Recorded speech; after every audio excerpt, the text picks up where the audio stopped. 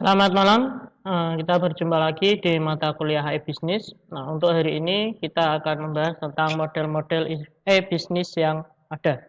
Nah, oke, langsung saja. Model umum pada e-bisnis, pada dasarnya jika dilihat dari jenisnya, e-bisnis itu dibagi menjadi dua kategori umum, yaitu B2B dan B2C, atau business to business dan business to consumer. Prinsip pembagian ini dilandasi pada jenis institusi atau komunitas yang melakukan interaksi perdagangan dua arah. Namun pada perkembangannya, bisnis to business, business to consumer, consumer to business, consumer to consumer, business to government, government to consumer, government to governor. Nah, yang dari awal tadi hanya business to business dan business to consumer berubah menjadi seperti ini. Oke, kita bahas. Yang pertama, business to business merupakan sistem komunikasi bisnis antar pelaku bisnis atau transaksi secara elektronik antara perusahaan yang dilakukan secara rutin dan dalam kapasitas produk yang besar. Nah, biasanya dalam business to business ini nanti yang menjadi penjual adalah perusahaan, pembelinya juga perusahaan. Nah, contoh misal ya seperti apa ya? Mungkin kalau di sekitaran kita ya misal ketika kita membeli apa? Misal yang paling mudah sederhana itu perusahaan retail, ya kan? Nah, mereka membeli produk itu dalam jumlah atau skala yang besar. Nah, kemudian produk itu mereka beli langsung pada produsen, bukan dari distributor lagi. Nah, itu bisnis to bisnis. Jadi sudah relasi dalam bisnis. Nah, ini adalah karakteristik B2B marketplace, ya kan, business to business. Ada private store on seller side, kemudian customer portal, independent industry marketplace, konsorsia, sponsor marketplace, private company marketplace. Oke, kita bahas satu-satu. Nah, private store on seller side, adalah sebuah marketplace di mana satu perusahaan pemasok atau supplier menjalin hubungan dengan banyak pembeli. Perusahaan jenis ini memiliki produk terbatas dengan harga yang cenderung tetap, tidak berubah-ubah. Nah, contoh misal seperti perusahaan web hosting, ya kan, seperti Desnet, Graha Media, Bisnet, Pasar Hosting, Darkola, ya kan, dan lain sebagainya, masih banyak. Nah, oke, itu private store. Nah, contoh misal seperti ini. Nah, jadi untuk harganya pun relatif lebih stabil, atau dengan kata lain tidak ada perubahan. Ada, tapi tidak terlalu dinamis perubahannya. Oke. Kemudian consumer portal, few seller many buyer. Nah, sebuah marketplace di mana terdapat banyak penjual yang menjalin hubungan dengan banyak pembeli. Perusahaan jenis ini memiliki katalog base dengan harga yang cenderung tetap. Nah, oke. Nah, jadi di sana banyak penjual, ya kan, yang saling berhubungan dengan banyak pembeli. Contoh misal Mobilku, Bineka, Lotemat, dan lain sebagainya. Oke. Nah, kalau Mobilku, nah di sini nanti masih banyak. Jadi kalau mungkin yang sekarang lagi ngetren misal seperti Lazada, Shopee, ya kan, JDID, nah kira-kira seperti itu.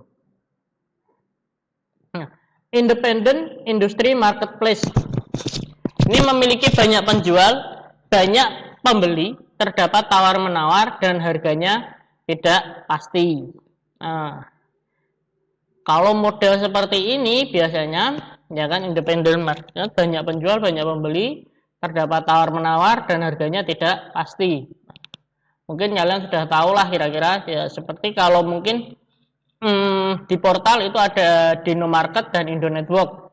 Nah, kalau dalam kehidupan nyata ya seperti pasar-pasar tradisional yang ada saat ini. Di sana kalian bisa melakukan tawar-menawar dengan banyak penjual. Jadi penjual itu, misal kalian ingin membeli minyak goreng tidak hanya di satu toko, tapi ada beberapa toko. Gitu. Nah, kemudian pembelinya itu pun tidak hanya kalian, tapi pembelinya juga banyak. Nah, contohnya misal seperti ini. Oke. Nah, kemudian konsorsium sponsor marketplace memiliki sedikit pembeli, banyak penjual, ya kan? Pembeli ini memiliki kontrol terhadap harga. Nah, jadi yang mengontrol itu malah pembeli, bukan penjual. Nah, contoh misal Agro Maret. Ini contohnya. Oke. Nah, jadi biasanya untuk yang marketplace konsorsium sponsor, ini biasanya jasa sponsor. Nah, misal seperti baliho dan lain sebagainya yang ada di jalan-jalan itu. Nah, itu biasanya sedikit pembeli, banyak penjual. Banyak yang menyediakan jasanya, tapi yang mau masang di sana itu sedikit. Itu. Nah, kemudian untuk selanjutnya itu ada private company marketplace. Nah, private company marketplace ini memiliki satu penjual, banyak pembeli, dapat memberi penawaran pada pembeli tertentu. Nah, contoh di sini adalah ya, misal PLN, Barata, PT Garuda, ya, PT Pertamina dan lain sebagainya.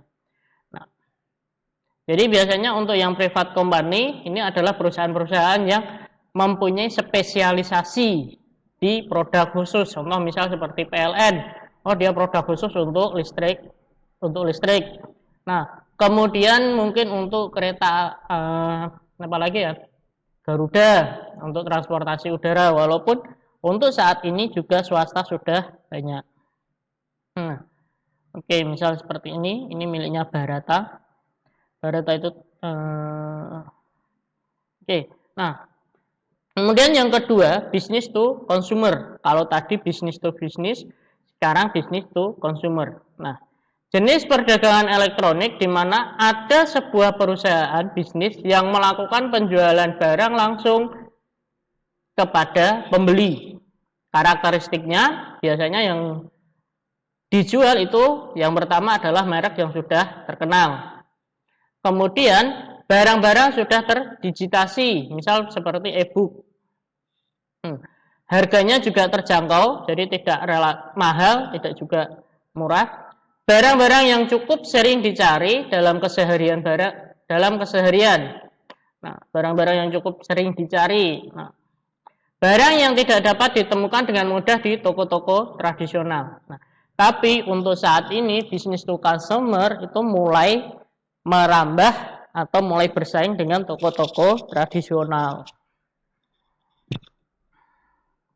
Nah, kemudian consumer to consumer merupakan salah satu model e-commerce. Dalam hal ini, konsumen menjual secara langsung pada konsumen yang lain atau dapat juga dikatakan sebagai transaksi jual beli antar konsumen.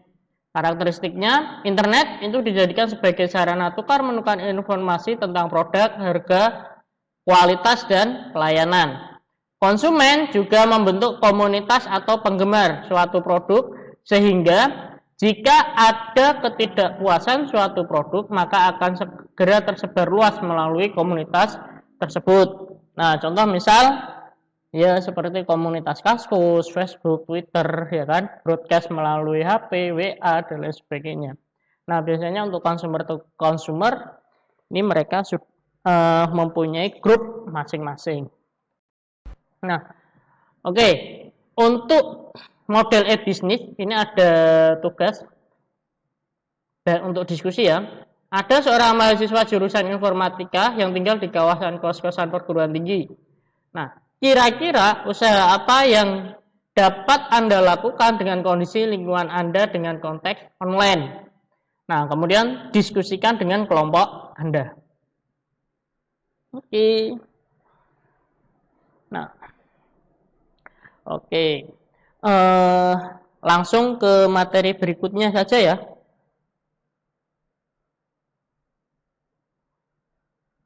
Kita masuk ke infrastruktur bisnis. Oke, nah kalau tadi kita sudah membahas tentang model-model e-bisnis, sekarang kita akan membahas tentang infrastruktur e-bisnis. Apa saja infrastruktur e-bisnis itu? Nah, infrastruktur e-bisnis adalah arsitektur hardware, software, konten, dan data yang digunakan untuk memberikan layanan e-bisnis untuk karyawan, pelanggan, dan mitra. Coba diingat kembali arsitektur e-bisnis pada chapter kedua. Nah, seharusnya infrastruktur e-bisnis itu bagaimana? Nah, seharusnya infrastruktur e-bisnis itu harus memadai, cepat, dan memiliki responsibilitas tinggi. Merupakan hal yang sangat penting bagi perusahaan yang mengadopsi e-bisnis, karena hal tersebut akan mempengaruhi kualitas pelayanan yang dialami oleh pengguna maupun mitra bisnis. Nah, kenapa dengan internet? Nah, untuk saat ini kenapa harus pakai internet? Nah, di dalam internet, di situ ada web, ada sosial media, ada blog, kemudian apa yang sedang trending viral, ya kan? Ada jaringan, ada juga pemasaran. Nah, untuk saat ini semua sudah menggunakan internet. Nah, jadi kenapa kalau kita tidak masuk juga ke sana? Nah, rutinitas di internet. Nah, Anda pernah menggunakan layanan Google Doc, ya kan? Layanan email via Gmail atau Yahoo atau yang lain. Nah, jejaring sosial sering. Streaming dari YouTube sering juga. Penyimpanan data dengan Google Drive atau Dropbox ini juga sudah sering. Nah, semua layanan gratis yang ada di atas itu menggunakan teknologi cloud computing atau komputasi awan. Nah, kenapa dengan komputasi awan? Nah, di dalam komputasi awan, ya kan, itu ada aplikasi, ada platform, ada infrastruktur. Nah, kita tinggal akses. Nah, jadi kita tidak perlu membuat misal Google ingin membuat surat menyurat, kita cukup pakai Google Doc, ya kan? Kemudian ingin melakukan penyimpanan data transaksi, nah kita tinggal masukkan ke Drive dan lain sebagainya. Oke, cloud proses itu sama dengan bisnis proses. Proses e-bisnis adalah arus kerja dari bahan baku informasi dan pengetahuan seperangkat aktivitas. Proses itu juga mengacu pada cara unik di mana manajemen memilih mengkoordinasikan pekerjaan. Setiap bisnis dapat dilihat sebagai sekumpulan proses bisnis. Nah, contohnya seperti ini. Nah, yang pertama itu dari proses modeler atau bisnis analis. Nah, dalam bisnis analis ini biasanya nanti para direktur atau manajer, ya kan, atau yang mempunyai tanggung jawab di bisnis analis itu akan melakukan perencanaan dan lain sebagainya.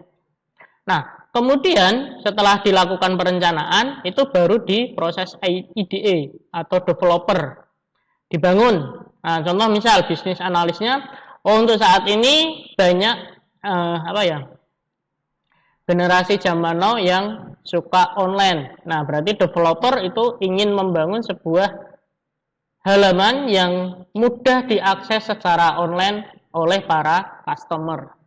Nah, kemudian proses portal end user. Nah, ketika developer sudah jadi, portal itu diserahkan ke konsumen untuk diakses. Nah, setelah itu baru dilakukan monitoring oleh bisnis analis. Monitoring dilakukan apa? Apakah sudah berjalan? Apakah sudah memenuhi keinginan, ya kan, keinginan dari konsumen atau belum? SIM untuk proses bisnis. Nah, sistem informasi manajemen berfungsi untuk mengotomatiskan banyak tahap pada proses bisnis. yang sebelumnya mungkin dilakukan secara manual. Seperti pengecekan kredit klien, memperoleh tagihan, dan mengatur pesanan pengiriman barang. Itu SIM sudah bisa. Nah, kalau dulu ketika misal, saya ingin mengetahui kredit klien, jadi klien-klien yang kredit, yang sudah lunas, yang sudah bayar, atau yang belum bayar, atau yang menunggak. Nah, kita harus proses manual dulu. Minim pakai Excel, ya kan? Nah, kemudian untuk mengetahui untuk bulan ini tagihan perusahaan itu apa saja, ya kan? Listrik, telepon itu jumlahnya berapa. Nah, kalau dulu kita harus rekap manual. Nah, untuk saat ini itu sudah ada SIM. Jadi kita tinggal menerima laporannya sudah jadi. Jadi tagihan perusahaan di situ sudah dalam bentuk laporan. Kemudian mengatur pesanan pengiriman barang. Nah, pengiriman barang nanti juga bisa diatur. Misal produk A itu sudah hampir habis. Nah, kita pesan ke supplier agar produk A itu dikirim kembali. Atau mungkin produk B, nah itu sudah mulai mendekati habis. Kita kirim pesanan barang. Nah, nanti oleh supplier akan mengirim barangnya. Nah, SIM dalam e-bisnis, SIM dan teknologi informasi akan dapat melakukan lebih banyak lagi dalam proses bisnis. Teknologi ini akan dapat benar-benar mengubah arus informasi. Kemudian menggantikan langkah berurutan dengan tugas yang dapat dilakukan secara bersamaan, secara paralel, dan menghilangkan penundaan pada pembuatan keputusan dengan teknologi online pastinya. Maksudnya bagaimana? Maksudnya seperti ini. Ketika kita sudah menggunakan SIM dan sudah menggunakan teknologi informasi, ya kan? Misal, pimpinan ada di Jakarta, nah, itu harus membuat keputusan untuk perusahaan yang ada di Semarang. Nah, kalau dulu kita harus menunggu pimpinan untuk pulang dulu. Nah, kalau untuk saat ini ketika sudah menggunakan SIM, pimpinan yang ada di Jakarta itu juga sudah bisa memantau kondisi perusahaan. Keputusan-keputusan seperti apa yang harus dibuat dengan segera. Oke. Nah, sistem perusahaan, sebuah organisasi atau perusahaan besar umumnya memiliki banyak sistem informasi yang berbeda-beda yang dibangun sekitar fungsi, tingkat organisasi, dan proses bisnis yang berbeda yang tidak dapat bertukar informasi secara otomatis. Nah, dampaknya apa? Dampaknya yaitu manajer akan sangat mungkin mengalami waktu yang cukup lama dan sulit untuk menyatukan data yang dibutuhkan untuk mengambil gambaran keputusan yang komprehensif dan menyeluruh dari operasi organisasi atau perusahaan. Aplikasi perusahaan merupakan sistem yang melengkapi area fungsional berfokus pada menjalankan proses bisnis di dalam perusahaan bisnis yang termasuk seluruh tingkat manajemen. Aplikasi perusahaan itu membantu bisnis untuk menjadi lebih fleksibel dan produktif dengan koordinasi proses bisnis dengan lebih dekat dan mengintegrasikan sekelompok proses agar mereka berfokus pada pengelolaan sumber daya yang efisien dan pelayanan pelanggan. Nah, untuk contoh aplikasinya itu yang pertama ada ERP. ERP terdiri atas paket software komersil yang menjamin integrasi yang mulus atas semua aliran informasi di perusahaan, meliputi keuangan, akuntansi, SDM, supply chain atau rantai pasok, dan informasi konsumen.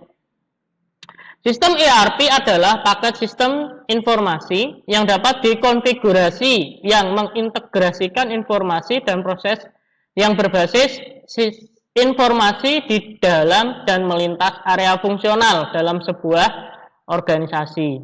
Satu basis data, satu aplikasi, dan satu kesatuan antarmuka di seluruh enterprise. Itu disebut dengan ERP. Oke, lanjut. Nah, jadi Enterprise Resource Planning ya kan, merupakan aplikasi terpadu yang memberikan dukungan sistem informasi kepada manajemen dalam hal pengelolaan sumber daya perusahaan, yaitu keuangan, sumber daya manusia, dan logistik.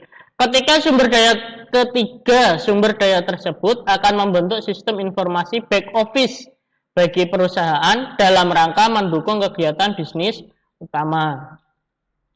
Adapun definisi ERP adalah satu solusi terpadu yang melibatkan pengelolaan sumber daya organisasi, baik manusia, uang, material, dan manajemen, dengan memanfaatkan basis data yang terintegrasi, sehingga hanya dibutuhkan satu kali input data untuk setiap transaksi dan akan berpengaruh dengan fungsi lain di dalam modul sistem informasi. Contoh misal seperti ini, ketika perusahaan melakukan pembelian produk baru, ya kan? Ketika melakukan pembelian produk baru, yang pertama pasti di produk jumlahnya akan bertambah, atau mungkin bisa jumlah produknya atau jenis produknya yang bertambah. Yang kedua, selain produk bertambah, itu keuangan. Nah, karena kita membeli produk, berarti keuangan kas juga akan berkurang. Nah, terus nanti ketika di konsumen ada produk baru, pilihan produk baru, atau jumlah produk yang ditawarkan itu bertambah. Jadi ketika satu transaksi, yang lain juga akan berubah. Itu keuntungan menggunakan ERP. Nah, ini adalah yang masuk atau ruang lingkup ERP, ya kan? Ya, sebenarnya sudah full.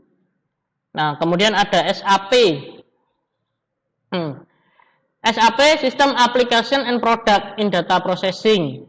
Salah satu software yang digunakan atau dikembangkan untuk mendukung suatu organisasi dalam menjalankan kegiatan operasionalnya lebih efisien. SAP itu merupakan software ERP, yaitu suatu tool IT dan manajemen untuk membantu perusahaan merencanakan dan melakukan berbagai aktivitas harian. Kemudian SCM, Supply Chain Management, merupakan aplikasi terpadu yang memberikan dukungan sistem informasi kepada manajemen dalam hal pengadaan barang dan jasa bagi perusahaan, sekaligus pengelola hubungan di antara mitra untuk menjaga tingkat kesediaan produk dan jasa yang dibutuhkan oleh perusahaan agar optimal. SCM ini memiliki keterkaitan secara langsung dengan ERP, terutama dari sisi logistik perusahaan, pembelian dan hutang serta manajemen mitra.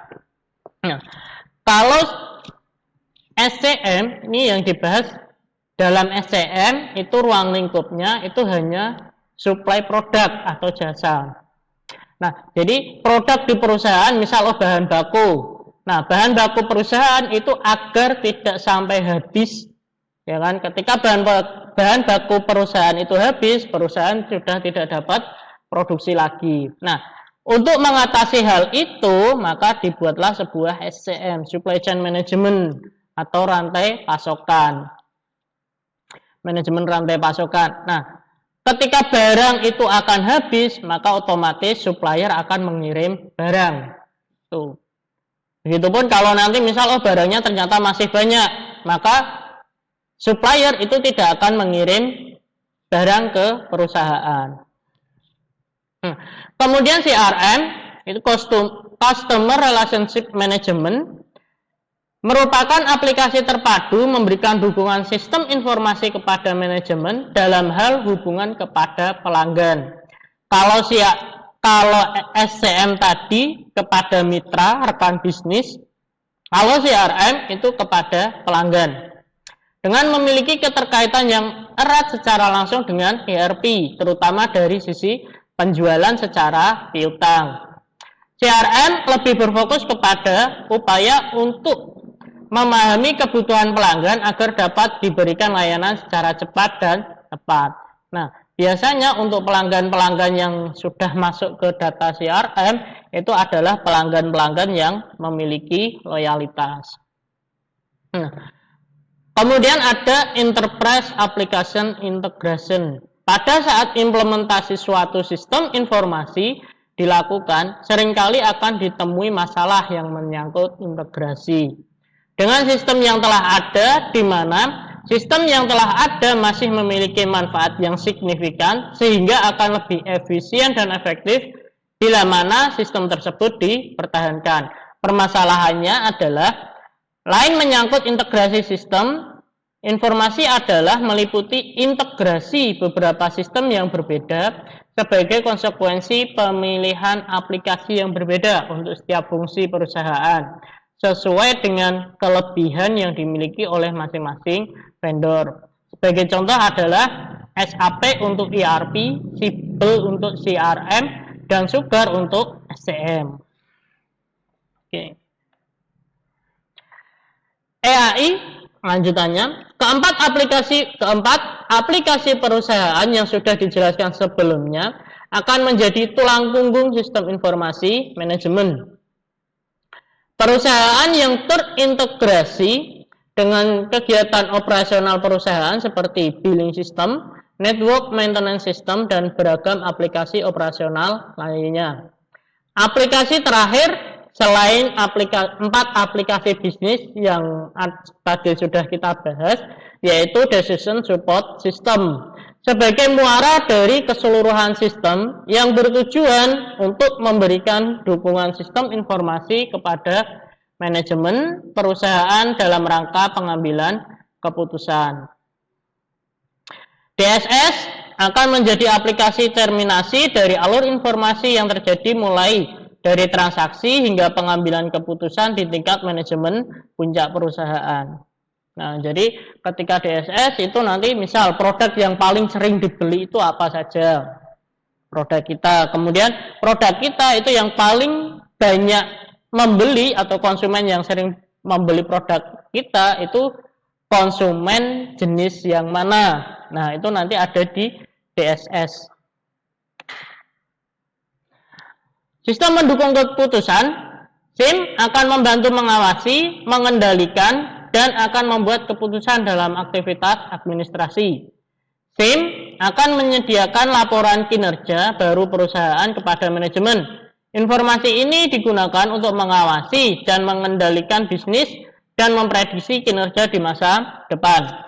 SIM merangkum dan melaporkan operasi dasar perusahaan menggunakan data yang sudah disediakan oleh sistem pemrosesan transaksi. Saat ini banyak dari laporan yang disampaikan secara online. Sistem mendukung keputusan atau DSS menunjang pembuatan keputusan pada manajemen. Sistem ini berfokus pada masalah yang unik dan cepat berubah, di mana prosedur untuk mendapatkan solusi belum tentu ditentukan sebelumnya. Nah, jadi untuk DSS ini biasanya untuk keputusan-keputusan yang unik. Contoh misal, untuk DSS misal ya pemberian kredit untuk customer yang transaksi piutang. Nah, pemberian kreditnya itu bagaimana? Apakah yang model tahunan, bulanan, dan lain sebagainya, itu juga bisa. Atau mungkin, ternyata konsumen ini tidak bisa mengajukan kredit, tapi harus pembelian cash. Alasannya nanti akan disebutkan juga. Nah, modelnya seperti ini. Oke, yang ada CRM, supply chain, dan enterprise resource planning. Nah, kemudian dari ketiga itu nanti akan membentuk sebuah DSS. Nah, dari DSS itu nanti akan menjadi atau membentuk lagi sebuah KMS atau Knowledge Management System. Nah, sistem kolaborasi dalam kelompok kerja. Kolaborasi bekerja sama dengan orang lain untuk mencapai tujuan bersama dan eksplisit. Kolaborasi berfokus pada tugas atau prestasi misi, biasanya terjadi dalam bisnis atau organisasi lainnya dan antara perusahaan. Kolaborasi dapat berlangsung dalam waktu yang singkat, yang berlangsung beberapa menit, atau dalam jangka waktu yang panjang, tergantung dari sifat dan tugas dan hubungan di antara peserta. Kolaborasi dapat terjadi antara satu ke satu atau banyak ke banyak. Manfaat bisnis atas kolaborasi dan kerjasama tim. Nah, menurut survei global terbaru dari Bisnis dan Sistem Informasi Manager, menemukan bahwa investasi dalam teknologi kolaborasi menghasilkan perbaikan organisasi yang kembali lebih dari 4 kali jumlah investasi dengan keuntungan terbesar untuk penjualan, pemasaran, dan fungsi penelitian dan pengembangan. Membangun budaya kolaborasi dan proses bisnis. Kolaborasi tidak akan terjadi secara spontan dalam suatu perusahaan bisnis, terutama jika tidak ada budaya yang mendukung atau proses bisnis dan kemudian memerintahkan karyawan tingkat rendah untuk melaksanakan rencana manajemen senior. Tugas manajemen menengah seharusnya adalah untuk menyampaikan pesan bolak-balik hierarki atas dan bawah.